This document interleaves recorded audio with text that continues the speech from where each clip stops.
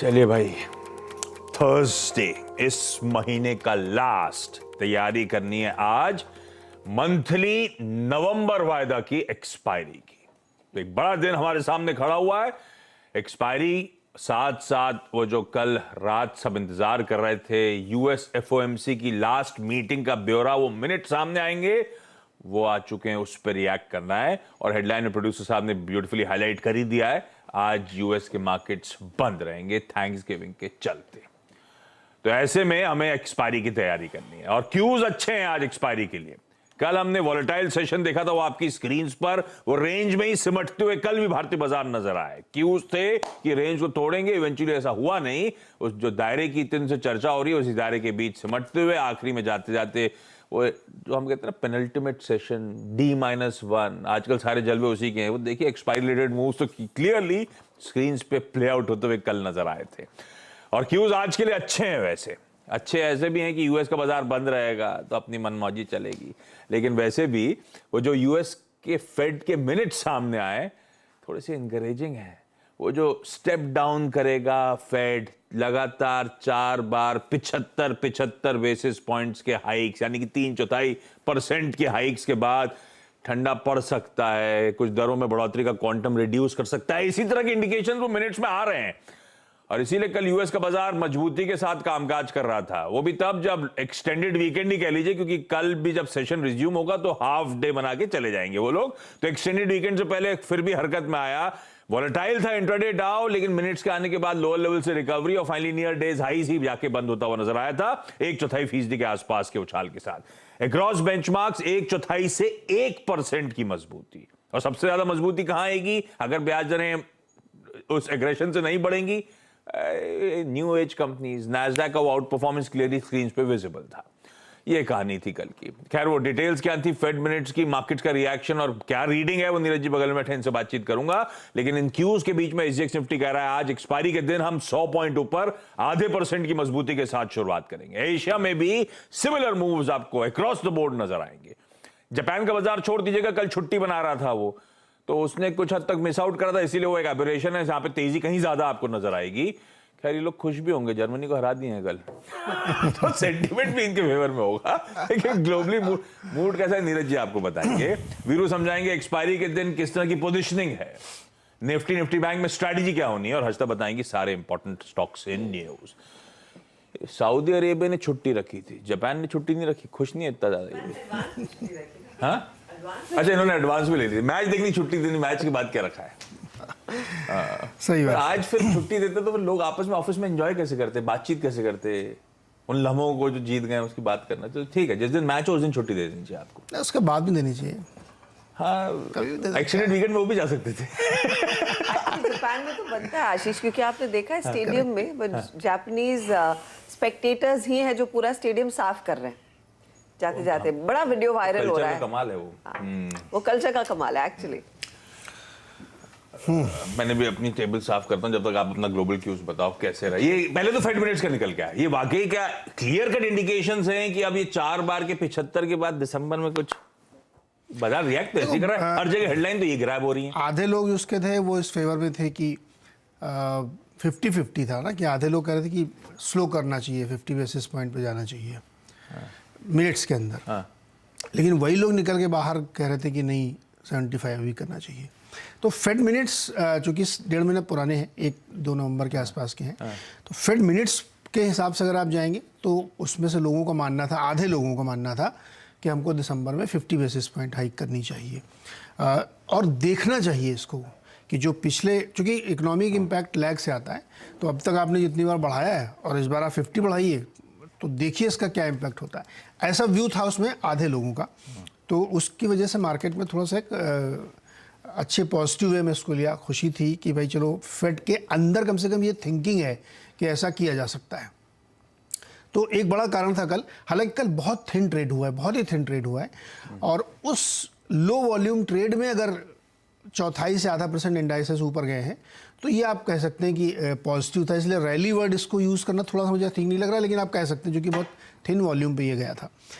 तो एक बड़ा रीज़न ये था जिसकी वजह से मार्केट में गया। हालांकि ये हिस्ट्री है, इस पर कितना आगे आप रिलाई करेंगे ये आगे वाले डेटा पॉइंट्स बताएंगे, तो एक बड़ा इंपॉर्टेंट। लेकिन एक दूसरी और बड़ी पॉजिटिव खबर है मार्केट्स के लिए कि कल चाइना के अधिकारियों ने ये तय किया कि वो रेट कट करेंगे, और उसका इसलिए ज़रूरी है क्योंकि फोर्थ क्वार्टर को अगर वो ठीक कर ले जाते हैं अपनी इकोनॉमी के, तो आगे जाते हुए इकोनॉमी पटरी पे आ जाएगी। तो हम लोग लगातार इस चर्चा कर रहे थे कि वहाँ कोविड की वजह से इतना बंद है और बहुत मुश्किल है, तो गवर्नमेंट को इसका रियलाइजेशन है, इसलिए उन्होंने ये एक बड़ा फैसला ले लिया है, और वहाँ जो फैसला लिया जाता है फिर उसको वहाँ का सेंट्रल बैंक मानता भी है। तो ये एक बहुत ही इंटरेस्टिंग पॉइंट है, मुझे लगता है ये दूसरा पॉजिटिव है। तीसरा, अगर डेटा पॉइंट के हिसाब से ले जिस पे फेड को आगे रेट करना है, तो जॉबलेस क्लेम्स जो है बढ़े हैं, थोड़े नंबर बढ़ के आए हैं, यानी बेरोजगारों की संख्या बढ़ी है, जो भत्ते के लिए अपना दावा करते हैं उनकी संख्या बढ़ के आई है। इसमें एक छोटा स्केच ये है कि फेस्टिव सीजन के आसपास बहुत सारी भर्तियां जब करके ख़त्म होती हैं, चूँकि वहाँ फेस्टिव सीजन चल रहा है, तो उसका इम्पैक्ट ब्लिप के तौर पे दिखता है। बहुत सारे लोग नौकरी से भी हाल फिलहाल में निकाले भी गए हैं, 10-10 हज़ार 5-5 हज़ार, तो वो एक एब्रेशन हो सकता है, लेकिन नंबर तो आया है क्लेम का। तो एक दूसरा बड़ा इंपॉर्टेंट पॉइंट ये है, तो ये भी एक फेवर में जाता है बुल्स के कि मार्केट में आगे क्या हो सकता है। दो घटनाएं हैं जिनका बहुत ज़्यादा मार्केट से लेना देना नहीं, लेकिन बताना ज़रूरी समझता हूँ मैं कि एक जो एप्पल का प्लांट है चाइना, वहाँ पे अब वायलेंट प्रोटेस्ट हो रहा है। फॉक्सकॉन का प्लांट है, हाँ, कह रहे $1400 लो निकल लो, इस तरह से लोगों को नौकरी से निकाल रहे हैं। तो वहाँ पे झगड़े फसाद हुए, कैमरे वैमरे तोड़ गए, लड़ाई झगड़ा हुआ है। तो फॉक्सकॉन के अगेंस्ट में कि दरअसल वो स्ट्रिक्ट रिस्ट्रिक्शंस के अगेंस्ट में, वो स्ट्रिक्ट रिस्ट्रिक्शंस की वजह से बंद किया गया, उससे लोगों की नौकरियां जा रही, क्योंकि डिमांड ही नहीं। तो एप्पल ने कहा था ना कि हम नहीं लेंगे वहाँ से, क्योंकि वहाँ डिमांड नहीं आ रही, उतना प्रोडक्शन नहीं हो रहा है, तो नौकरी से भी निकाल रहे हैं। वो $1400 का सेवरेंस पैकेज दे रहे हैं, जिसकी वजह से वहाँ लड़ाई झगड़े मारपीट हो रही। दूसरी एक घटना वर्जीनिया के वॉलमार्ट स्टोर में हुई, जहाँ पे एक मैनेजर था उसी स्टोर का, वो अपने एम्प्लॉय रूम में गया और वहाँ पे उसने गोली चला दी, 6 लोग मर गए हैं। वो एम्प्लॉय थे, उसके कलीग ही थे। तो ये थोड़ा दो घटनाएं ऐसी थी जो मेरा मेंशन करना चाहिए। बड़ा अनरेस्ट टाइप का है, ये क्यों हुआ अभी रीज़न नहीं पता कि उस मैनेजर ने ऐसा क्यों किया, लेकिन ये था। तो कुल मिलाकर इनको आप छोड़ दें तो मार्केट के लिए अच्छा दिन है, पॉजिटिव सेंटिमेंट है। ये रात एंडिंग करी स्टोरी की, फिर बोलते हैं पॉजिटिव है। अरे क्रूड भी तो गिरा है, वो भी तो पॉजिटिव मानो आप। क्रूड गजब गिरा है। एक बार तब और अब स्क्रीन पर रखिए। क्रूड में दिखाना चाहिए, क्रूड में डिटेल में। पहले यूएस के फ्यूचर्स दिखा दीजिए, तो हमने जहां छोड़ा था उससे ज्यादा तेजी है यूएस की पहली प्लेट फ्यूचर्स वाली। तो वो इसीलिए आप एशिया बेहतर देख रहे हैं, इसलिए एसजेक्स निफ्टी उछाल के साथ देख रहे हैं। देखिए कहां यूएस के फ्यूचर्स छोड़े कल 3:30 बजे, कहां आज सुबह खड़े हुए हैं। तीनों बेंचमार्क ज्यादा मजबूती के साथ खड़े हुए हैं। दूसरा प्लेट फ्लिप करिएगा तो एक बड़ा गेम। अच्छा, ये फेड मिनट्स का impact, bond yield, dollar index, सब कल और आज के बीच में कूल ऑफ हो रहे हैं। तो फेड की कमेंट्री से बाजार यही भाप रहा है कि स्टेप डाउन करेगा फेड, पर वो बड़ा गेम तो आपकी स्क्रीन पे कच्चा तेल। 89 वाला 85 पे खड़ा हुआ है। ये क्या, ये रशियन कैप का गेम है? बिल्कुल वही, सिर्फ वही खबर है क्रूड में। 5 तारीख से इंप्लीमेंट होने वाला है। तो G7 ने डिसाइड किया है कि $65 से $70 पे प्राइस कैप किया जाएगा। पर ये G7 से हमें तो EU का भी डिसीजन लेना पड़ेगा। ये G7 ने डिसीजन कर लिया है, EU को मानना ही पड़ेगा। हमारा क्या, हम भी इनको माने मजबूरी में। देखिए, आपने अभी जो G20 की बैठक हुई है, इसकी डिटेलिंग निकल के नहीं आई, लेकिन उसमें इंडिया ने बायलॉ मान लिया है, उसको मानना पड़ेगा। आप लाओगे कैसे? रीइंश्योरर कहाँ से मिलेगा? सारे तो अमेरिका के रीइंश्योरर हैं।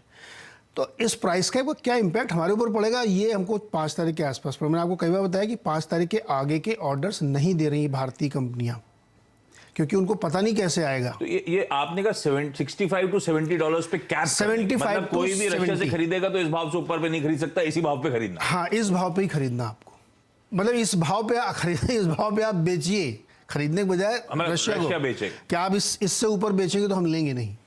अगर अभी इस समय चल रहा है कच्चा तेल 85 पे, 30% डिस्काउंट, तो हमें तो इस भाव के नीचे वैसा वैसे ही दे रहा होगा। एक्चुअली रशिया इस भाव पे ही बेच रहा है। हाँ, ये तो कैच है, सेंटिमेंट वाला गेम हो गया ज्यादा। हाँ, ये कैच भी है और सेंटिमेंट भी है कि आप अपर लिमिट पे कैप कर रहे हैं, जो कि इस समय वो रशिया को तो वैसे भी लोअर करके बेचना था, तो इसी समय बेच रहा है। लेकिन अगर आप उससे ऊपर उसको जाने नहीं देंगे तो उसका ऑयल नहीं आएगा, और इसका इम्पैक्ट दूसरा जो है ना कि आप उसको पूरा ब्लॉक करना चाहते हैं।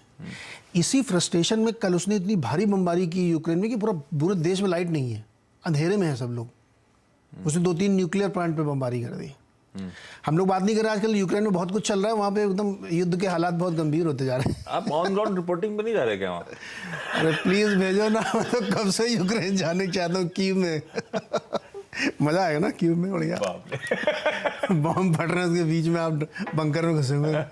हमें पता नहीं लगा नीरज जी कल सुबह क्यूज के लिए मिलने वाले हैं। हो सकता है मैं निकल लूं अभी। तो क्रूड ये है, अभी फाइनलाइज नहीं हुआ भाव। 5 तारीख को इम्प्लीमेंटेशन शुरू हो जाएगा। ये भाव कब डिसाइड होगी, फाइनल हो गया? ये भाव G7 ने तय कर लिया कि हम 65 से 70 उन्होंने कर दिया, बड़े लोगों ने सभी को मानना लगभग, हाँ उसी प्राइस पे जाएगा। अभी हमको तो चिंता ये कि भारत इसमें कैसे पार्टिसिपेट करेगा, कैसे लाएगा, नहीं लाएगा, क्या तो एक करेगा। और सवाल, ये इंटरेस्टिंग है। अब हम इसी भाव पे ला रहे थे, इसके नीचे ला रहे थे, तो अगर हम 65-70 पे डील सेट कर लें रशिया से तो कोई इशू नहीं है, तेल आता रहेगा। हाँ बिल्कुल आता रहेगा। अगर आप इससे ऊपर पे नहीं कर रहे, मोदी जी मान गए होंगे, बोले हम इससे तो सस्ते में ले रहे हैं, हम क्या बताएं आप लोग को। ऐसा भी हो सकता है क्या? हमको लग रहा है मान गए, मानना ही पड़ेगा आपको। नहीं तो मैं कह रहा हूँ हम वैसे भी सस्ते में ले रहे थे, इसी कैप के अंदर हम वैसे ही ले रहे होंगे, तो दिक्कत क्या है भारत? अल्टीमेट गोल उनका ये नहीं है कि प्राइस नीचे लाना, अल्टीमेट गोल उनका ये है स्क्वीज करना, उसके फाइनेंशियल स्क्वीज करना है। तो आगे जाते हुए फिर वो जो लाने ले जाने इन सब की दिक्कतें होंगी। मैंने आपको कल 2 डेट बताई थी, एक 5 दिसंबर, एक 19 जनवरी। डाउनलोड और अपलोड 19 जनवरी तक सबको अपना माल ले लेना है, उसके बाद कुछ नहीं हो सकता। प्री प्राइस कैप प्राइस वाला, उसके बाद फिर आपके लिए दिक्कतें खड़ी होंगी। तो बड़ा ट्रिकी सिचुएशन है, देखते हैं क्या करते हैं। आप देखो अभी समय नहीं आपको बताता, कतर के साथ 27 साल की गैस की डील की चाइना ने एक, वो बहुत बड़ी हाईलाइट है। ये कल परसों की खबर है। तो चूंकि वो चाइना ने डील की इसलिए हम लोग बहुत ध्यान नहीं दे, वो बहुत बड़ी खबर है। और आप सोचिए एनर्जी सिक्योरिटी कैसे लोग इंश्योर कर रहे हैं, और आगे जाते हुए क्या होगा पता नहीं। हम लोग कभी किसी दिन चर्चा करें इसमें, सिचुएशन ठीक नहीं है ये। देखा यूएस के बाजार बंद होने उस दिन भी हम 10 मिनट तो ग्लोबल क्यूज पे वैसे ही बात कर सकते हैं, तो ग्लोब में कोई दिक्कत नहीं, खबरों की कमी नहीं है। नेट क्यूज पॉजिटिव रखता हूं क्योंकि हम थोड़ा सा फेड के मिनट्स पे ज्यादा रिएक्ट कर रहे हैं। यस वीरू, ऐसे में भैया कल इंडिकेशंस थे कि जिस दायरे की आप बात कर रहे थे वो 17,300 310 तैयारी थी, उसके ऊपर खुले, पर इवेंचुअली उसके मीनिंगफुली ऊपर टिक नहीं पाए और उसी दायरे में सिमट के ही सेशन वापस कल्मिनेट होता हुआ, खत्म होता हुआ नजर आया। तो रेंज में ही फंसे हुए हैं वीरू। ऐसे में अप्रोच किया आज एक्सपायरी के दिन। देखिए बाजार का एक धड़ा रेंज में है, एक धड़ा आउट ऑफ रेंज है। Out of range nifty bank. Ashish देखिए कल हमारी 2 अप्रोच थी इंडस्ट्रीज पे, मैं क्लियरली कह के गया था बाय ट्रेड तभी बनेगा इफ वी सस्टेन्स अबव 18,310, और 310 तक तो अगर आप देखें 1 मिनट भी नहीं टिके आई थिंक आशीष। जब तक आप उस कॉल राइटर को ट्रैप नहीं करेंगे या फिर बाजार पूरा स्ट्रेंथ के साथ टिकेगा नहीं, आई थिंक मोमेंटम नहीं मिलेगा। तो 310 के ऊपर था और बैंक निफ्टी का ट्रेड था अ ट्रेड अबव 42577, और जो स्ट्रॉन्ग धड़ा था यानी बैंक निफ्टी वो एग्जैक्टली 577 के ऊपर खुला, और एक पिवट पॉइंट था जो सुबह की मॉर्निंग स्ट्रेटेजी में मेंशन किया भी था, इट वाज 42840 एग्जैक्टली। अगर आप देखें निफ्टी बैंक वहां पे गया। निफ्टी बैंक ने अपने ऑप्शन कॉल राइटर के ऊपर खुलकर उसको ट्रैप करके एक स्विंग दिया जो निफ्टी नहीं कर पाया। आज के डेटा क्या है और उसको पहले समझ लेते हैं, फिर निफ्टी की रणनीति पे आएंगे। एफआईएस का कैश लिक्विडेशन आशीष जारी है। 790 करोड़ भी बेचा, कल डीआईएस ने बाय किया। हालांकि जो बाइंग का आंकड़ा था उनका वो कंपेंसेट नहीं कर पाया, तो अप्रॉक्सीमेटली अगर आप देखें जो बाजार से नेट कैश आउटफ्लो था वो 400 करोड़ रुपए का था इन कैश मार्केट। इंडेक्स हालांकि एफआईएस ने बाय किया आशीष 282 करोड़ रुपए का, यहाँ पे करीब 11,162 कॉन्ट्रैक्ट लॉन्ग है, 8,327 कॉन्ट्रैक्ट शॉर्ट है। इंडेक्स ऑप्शंस में 13,082 करोड़ रुपए की बाइंग आशीष, यहाँ पे 98,000 कॉल लॉन्ग, दैट्स गुड। लेकिन इसके अगेंस्ट जो पुट शॉर्ट है उसका क्वांटम काफी कम है और पुट लॉन्ग करीब 81,000 है। स्टॉक फ्यूचर्स में बाइंग थी करीब 1200 करोड़ रुपए की, यहाँ पे शॉर्ट लॉन्ग थोड़े दोनों ही ट्रिम करें। अप्रोच क्या रखें? देखिए आशीष एक चीज कल की तरह क्वाइट सिमिलर है और बिल्कुल एक है, वो ये है कि वो 18,300 का कॉल राइटर जिसने कल भी टिकने नहीं दिया, वो आज भी बहुत प्रॉमिसिंग डेटा के साथ खड़ा हुआ है। अगर आप इन 3 स्ट्राइक्स का आउटस्टैंडिंग वाइज देखेंगे, दैट्स ह्यूज आशीष। इट्स 18,300 पे 1.44 सीआर और 18,400 पे 1.16 सीआर। तो आप समझ सकते हैं कि इस एक्सपायरी डे के अपसाइड को इन 2 कॉल राइटर्स ने कैसे सिक्योर करके रखा है। और नीचे पुट राइटर्स अगर कहीं पे खड़े हैं बहुत स्ट्रॉन्ग, तो वो है 18,200 पे। तो आशीष थीम तो कल वाले ट्रेड की ही रहेगी, either try to buy around base 1, वो आपके रिवॉर्ड को अच्छा रखेगा, या फिर आपको इंतजार करना पड़ेगा टू सस्टेन अबव 317 18,317। इसके ऊपर सस्टेन करे, थोड़ी सी 18,300 की कॉल में आपको इंट्राडे में शॉर्ट कवरिंग दिखाई दे, तो एक स्विंग टुवर्ड्स 357 और 397 और 421 तक मिल सकता है, but it's a tough one. जब मैं इस शब्द का इस्तेमाल कर रहा हूँ इट्स अ टफ वन, तो मैं ये कह रहा हूँ रिक्वायर्ड फोर्स चाहिए हमें चाहिए रिलायंस ने कल सुबह 10 डिमा पे अपना रिजेक्शन दे दिया, नहीं पार कर पाया। कल निफ्टी आईटी नहीं चल पाया। सिर्फ बैंक निफ्टी और बैंकिंग स्टॉक फ्यूचर्स के आधार पर इसको चलना बहुत मुश्किल है आशीष। सो ये डेटा ड्रिवन ट्रेड रहेगा। कल भी मैं इस शब्द का इस्तेमाल किया था कि इट विल सिंक और सस्टेन, आई डोंट नो। 18317 के ऊपर सस्टेन करे आईटी रिलायंस, थोड़ा स्मूव दे तब बाय कीजिएगा, अदरवाइज अवॉइड कीजिएगा। इससे एक्सपायरी डे। बैंक निफ्टी में हमारा ट्रेड अगर आप देखें पॉइंट बाय पॉइंट कल मैच हुआ और कल एसबीआई ने लीडरशिप ली। पीएसयू बैंक इंडेक्स अच्छा कर रहा था। पीएसयू बैंक इंडेक्स 3 साल के हाई पे बंद हुआ है, 5 साल के हाई पे बंद हुआ है। फोर्स वहां पे अभी भी आशीष। एक चीज क्या है, एक्सपायरी डे को देखते हुए आइए जरा बैंक निफ्टी के ऑप्शंस की स्टैट्स को देखते हैं। जो अब तक एक बड़ा कॉल राइटर जोन था 42500, जहां पे करीब 34 लाख का आउटस्टैंडिंग हुआ था, वहां पे आज आपको बहुत स्ट्रॉन्ग पुट राइटर्स विजिबल हैं। जरा प्लीज ऑप्शन स्टैट्स लेके आइएगा। 42500 पे करीब 34 लाख का आउटस्टैंडिंग हुआ है आशीष। ये अब तक वही कॉल राइटर है जो अब तक अब पुट राइटर में कन्वर्ट हुआ है। कल सबसे बड़ी पुट राइटिंग आशीष यहीं पे हुई है। पर एक और चीज याद रखिएगा, 43,000 यहां पर भी काफी कल कॉल राइटिंग हुई है। करीब 12,77,000 शेयर यहां पे जुड़े। एक और चीज कहना चाहूंगा, यहां पे बैंक निफ्टी में 42,500, 42,400, 42,300 इन 3 स्ट्राइक्स में कल सबसे ज्यादा तहजीब से पुट राइटिंग हुई है। तो थीम आशीष बैंक निफ्टी की अभी भी वही रहेगी, buy and buy on dips. पर मैं एक बात कहूंगा कि since it's expiry day, closer to 43,000, जैसे कल हम 840 से घूमे, क्लोजर टू 43,000, प्लीज थोड़े से प्रॉफिट्स को कैश में कन्वर्ट जरूर कीजिएगा as a day trader specially. But till the time आपकी 42,300, 43,400, 42,400, 42,500 ये 200 पॉइंट की ट्रेजेक्ट्री मेंटेन्ड है, तब तक स्ट्रक्चर स्ट्रॉन्ग है आशीष। चलिए, ये है आज की निफ्टी बैंक की बढ़िया स्ट्रैटेजी। क्विकली हर्षदा के पास जा रहा हूं सारे इंपॉर्टेंट स्टॉक्स इन न्यूज जानने के लिए। Harshada, good morning. Good morning Ashish. कुछ स्टॉक्स जो आज खबरों में है उसमें एसबीआई कार्ड रेडार पर रहेगा। दरअसल इनकी chief risk officer Aparna Kuppuswami ने रिजाइन कर दिया है। Feb 10 इनका लास्ट डे रहेगा, तो देखना है इनके बदले कौन आता है। कारण कोई फिलहाल दिया नहीं गया है, तो नजरें रखनी चाहिए इस पर्टिकुलर डेवलपमेंट पर, क्योंकि चीफ रिस्क ऑफिसर का एक बहुत सिग्निफिकेंट रोल होता है इन क्रेडिट कार्ड कंपनियों में। दूसरी तरफ फिनो पेमेंट बैंक, जिसकी हम कल भी चर्चा कर रहे थे कि एक ब्लॉक डील हुई है, ब्लॉक डील के डिटेल्स निकल कर आए हैं। केप्री ग्लोबल होल्डिंग्स ने करीब 1.58% हिस्सा खरीदा है, यानी कि लगभग 13 लाख शेयर खरीदे गए फिनो पेमेंट के। ओपन मार्केट ट्रांजैक्शन से दरअसल ये डील्स हुई हैं। एवरेज प्राइस इन सौदों की 228.77 के आसपास थी।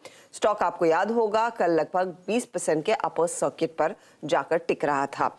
इसके अलावा एचजी इंफ्रा इंजीनियरिंग, ये रेडार पर रहे स्टॉक, क्योंकि अदानी ट्रांसपोर्ट के हाथ जो यूपी में वो 6 लेन वाला प्रोजेक्ट हाथ लगा था, रोड ट्रांसपोर्ट वाला, उसका जिम्मा एचजी इंफ्रा के हाथ भी आता हुआ दिखाई दिया है। अदानी पोर्ट ने इनफैक्ट नवंबर 3 को लेटर ऑफ इंटेंट साइन किया एचजी इंफ्रा के साथ, जिसकी इंफॉर्मेशन एचजी इंफ्रा कल शेयर करता हुआ दिखाई देगा।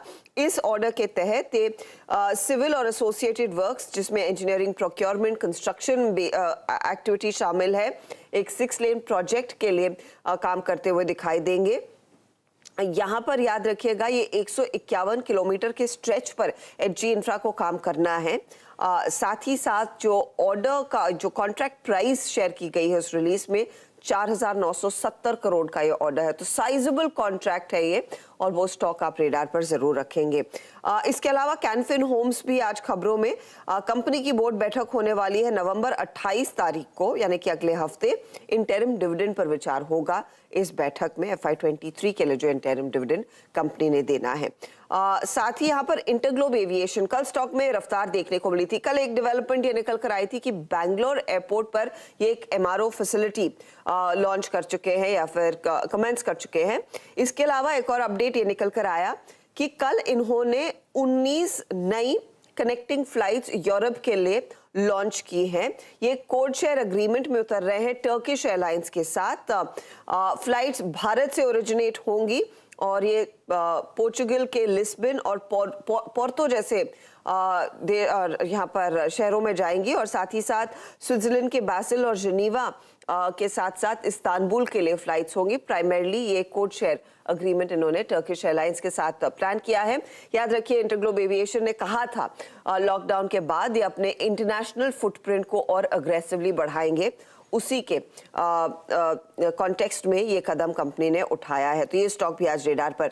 अच्छा, अगर आप दुबई में हैं तो ध्यान रखिएगा आज से जोमेटो पर आप खाना नहीं ऑर्डर कर सकते। कंपनी ने, आपको याद होगा 2019 में एक यूएई की कंपनी के साथ करार किया था जहां पर इन्होंने अपना यूएई का फूड बिजनेस बेचा। उसके तहत यहाँ से अब आप जोमेटो के ऐप पर खाना ऑर्डर नहीं कर सकते। कंपनी ने कहा है कि देखिए, फूड ऑर्डरिंग इंटरनेशनल मार्केट में हमारा फोकस एरिया नहीं है, हम भारत में ही डिलीवरी पर फोकस करना चाहेंगे। हाउएवर डाइन आउट और जो दूसरी सर्विसेज जोमेटो देता है, स्पेशली डाइनिंग आउट वाले फैसिलिटी की, वो जोमेटो के ऐप पर यूएई मार्केट्स में अवेलेबल होगी। तो ये एक और खबर स्टॉक में। रखिए इन सब स्टॉक को रडार पे। आज का quickly events calendar, expiry, monthly expiry की तैयारी, फेड मिनट्स में हमें रिएक्ट करना है। यूएस के बाजार आज थैंक्स गिविंग डे के चलते छुट्टी मना रहे होंगे, और क्या बढ़िया दिन है, हर नवंबर का 4th थर्सडे ऐसे छुट्टियां होनी चाहिए। हर नवंबर 4th थर्सडे थैंक्स गिविंग होगा। बेसिकली बढ़िया हार्वेस्ट की ब्लेसिंग्स। ये तो मतलब हमारे यहाँ जो वो मकर संक्रांति, बैसाखी, पोंगल, ओमन, वो है ना, वो ओनम, वो वैसे ही वो उनका भी नाम बदला है, बाकी काम वही है। हार्वेस्ट फेस्टिवल है उनका। जापान का मैन्युफैक्चरिंग सर्विसेज पीएमआई, कोरिया की इंटरेस्ट रेट डिसीजन आनी थी, आ गई है। 25 बेसिस पॉइंट्स का सिर्फ हाइक हुआ है, तो कूल ऑफ हुआ है पिछले बार से रेट हाइक। ये अच्छी खबर है, साथ साथ फेड मिनट्स के। यूरोजोन के ईसीबी मिनट्स आने, ईसीबी के मिनट्स रिलीज होंगे। एक्स्ट्राऑर्डिनरी ईयू एनर्जी मिनिस्टर्स की मीटिंग, ये जो भाव तय हो रहे हैं उस बीच ये मीटिंग इंपॉर्टेंट आज जो होनी है। एक्स डिविडेंड्स हैं, उन पे नहीं जा रहा हूं। बोर्ड मीट्स है, हाईटेक पाइप्स की फंड रेजिंग होनी है, पर ये स्टॉक ऑलरेडी बहुत तेजी दिखा चुका है, ध्यान रखिएगा। प्रमोटर्स, नॉन प्रमोटर्स को प्रेफरेंशियल इशू जारी करना है। पीटीसी इंडिया के पुराने जून क्वार्टर के नंबर्स आने हैं। आज एक लिस्टिंग है कीस्टोन रियल्टर्स की, रुस्तम जी। 541 का इशू प्राइस है, 2 टाइम्स सब्सक्राइब हुआ था ये आईपीओ। देखते हैं लिस्ट कैसा होता है। एफएम की जो प्री बजट मीटिंग्स है उसमें सुबह 11 बजे सर्विसेज और ट्रेड के साथ, 3 बजे सोशल सेक्टर के साथ, जिसमें हेल्थ, एजुकेशन, वाटर, सैनिटेशन वगैरह डिफरेंट स्टेक होल्डर ग्रुप्स के साथ इस हफ्ते बातचीत चल रही है, उसी का कंटिन्यूएशन होगा। कल बस नहीं थी। इंडिया और जीसीसी ग्रुप, जीसी यानी कि गल्फ कॉपरेशन काउंसिल के फ्री ट्रेड पैक्ट के नेगोशिएशंस आज से लॉन्च किए जा रहे हैं। बेसिकली दोनों रीजन्स के बीच में टाइज को बूस्ट करने की तैयारी हो रही है। यूएन ह्यूमन राइट्स काउंसिल आज एक स्पेशल सेशन होल्ड करने जा रहा है इस्लामिक रिपब्लिक ऑफ ईरान में जो डिटोरिएटिंग ह्यूमन राइट सिचुएशन है उस पर। चाइना आज से अपने कोविड टेस्टिंग और कोविड रिलेटेड बाकी रूल्स और टाइटन करने जा रहा है। तो चाइना की जीरो कोविड पॉलिसी में कोई लेटअप नहीं है, उल्टा और टाइटन कर रहे हैं ये लोग। कंटारा देखी क्या? कंटारा नहीं देखी। देख ली? ओटीटी प्लेटफॉर्म्स आज रिलीज है तो मैं एक्साइटेड था। है क्या? अरे लेकिन सुनो तो पूरी बात। कन्नड़, तमिल, तेलुगु और मलयालम, PS1 में भी हमने ऐसे ही कर दिया था। इन चारों की रिलीज है लैंग्वेजेस की। हिंदी का कहीं मेंशन नहीं है। आप सबटाइटल्स के साथ देख लो। अरे तो देखूंगा, पढ़ते रहता हूँ नीचे फिर मैं। अब वो पता, तो ओटीटी प्लेटफॉर्म पे रिलीज है। वैसे सॉलिड है, 400 करोड़ रुपए वर्ल्ड वाइड ऑलरेडी मोबिलाइज कर चुकी है company. Solid box office hit है। एक गाड़ी दिखाई है स्क्रीन पे, लैम्बोर्गिनी उरुस परफॉर्मेंटे, आज India launch. Mid life update है इस एसयूवी का इंडिया का। कैसा लग रही है भाई? एक और फोटो नहीं है क्या? आगे से नहीं दिखाएंगे क्या? ये देखिए, इसकी लॉन्च है। प्राइस आपको ब्रेक में बताऊंगा। अभी बता दो। लास्ट मैंने देखा 3 से 4 करोड़ का ब्रैकेट बस ओनली सिर्फ दिखाया आप लोग को। ओनली, ज्यादा कुछ मजेदार नहीं है। फीफा वर्ल्ड कप 2022 का आज की जो लाइनअप है मैचेस का, वो आपकी स्क्रीन पर आ जाएगा। उसके साथ छोड़े जा रहा हूं। ब्रेक के बाद जब लौटूंगा तो आज की आज के मुकाबले क्यों दिखा रहे हैं डायरेक्टर साहब? पहले नहीं दिखाया था क्या? अच्छा, लेट बनाया लगता है। ठीक है, ब्रेक के इस पार आपका स्वागत है फिर से। कमोडिटी करेंसी मार्केट की टॉप स्ट्रैटेजीज है एसएमसी ग्लोबल सिक्योरिटीज की वंदना भारती आज हमारे साथ जुड़ती हुई। वंदना मैम, हाय, गुड मॉर्निंग। क्या हालचाल आपके मैम, और कमाई कैसे होगी आज? गुड मॉर्निंग आशीष। आज जिस तरीके से इंडिकेशंस यहाँ पे आए हैं मिनट्स ऑफ द मीटिंग में कि आगे जो इंटरेस्ट रेट हाइक रहेगा वो स्लोअर रहेगा, इसका एक फायदा यहाँ पे दिख रहा है कमोडिटीज काउंटर को, और डॉलर इंडेक्स में जो गिरावट है उसका भी बेनिफिट आते हुए दिख रहा है। मुझे आज के दिन लग रहा है कि बाइंग कंटिन्यू रहनी चाहिए। नेशनल गैस में अगर बाइंग आती है तो 585 के करीब यहाँ पे बाई करना चाहिए, 605 का टारगेट रखना चाहिए, स्टॉप लॉस प्लेस करना होगा 575 का। आशीष, गोल्ड में सेफ हेवन बाइंग जो है वो कंटिन्यूसली यहाँ पे बनी रहनी चाहिए। आज के दिन भी मुझे लग रहा है कि बाइंग आनी चाहिए, और 52,300 एक अच्छा लेवल रहेगा जहाँ पे फिर से एंट्री कर सकते हैं। टारगेट होगा 52,700। स्टॉप लॉस यहाँ पे लगा के चलेंगे हम यहाँ पे 52,150 का, और मेरे ख्याल से सिल्वर में भी यहाँ पे सिमिलरली एक बाइंग जो है वो कंटिन्यू रहनी चाहिए। तो बायर डिप की जो स्ट्रैटेजी है वो यहाँ पे बुलियन काउंटर के लिए सही रहेगी। बहुत बढ़िया, thank you ma'am. Natural gas बहुत बढ़िया मूव्स एंजॉय कर रहा है, खरीदारी करने का मन बनाइए। बुलियन में सोना चांदी दोनों पसंद आ रहे हैं। सोना 52,300 के लेवल्स के आसपास अच्छा एक्यूमुलेशन का मौका होगा, 52,700 तक के टारगेट। जाते जाते एसजीएक्स निफ्टी स्क्रीन्स पर आधे % के उछाल के साथ एक्सपायरी के दिन हम लोग कामकाज की शुरुआत करेंगे, इस तरह के इंडिकेशंस। पर मॉर्निंग कॉल में आज के लिए इतना ही। ब्रेक ले रहा हूं, ब्रेक के उस पार जब लौटेंगे सीधा सौदा के साथ। नमस्कार।